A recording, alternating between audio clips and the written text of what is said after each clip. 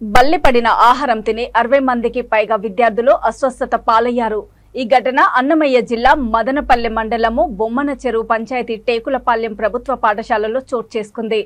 వారందరినీ మదనపల్లె జిల్లా ప్రభుత్వ ఆసుపత్రికి తరలించి చికిత్స అందిస్తున్నారు.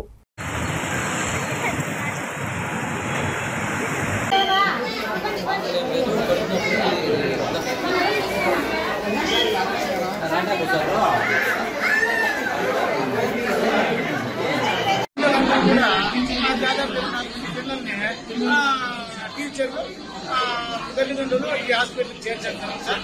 ఎవరికి కానీ వచ్చిన పిల్లలు ఎవరికి కానీ వామిటింగ్స్ కానీ మోషన్స్ కానీ ఏమీ జరగలేదు సార్. వచ్చిన పిల్లలకి అందరికీ కూడా కొంచెం స్టమక్ పెయిన్ ఉందంటే injection అందించినారు sir.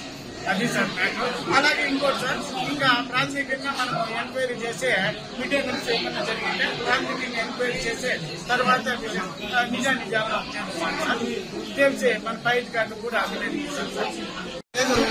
CRC HM inspection పెట్టారు సార్. ఇన్స్పెక్షన్ పెడితే హెచ్ఎం వీళ్ళంతా బయట అప్పటికి అన్నం పెడతా ఉన్నారు. హెచ్ఎంస్ వీళ్ళంతా కూడా బయటకు వచ్చేందుకే పిల్లలంతా ఏదో పడింది అని అన్నారంట సార్. కానీ ఎవరికి వామిటింగ్స్ కాలేదు.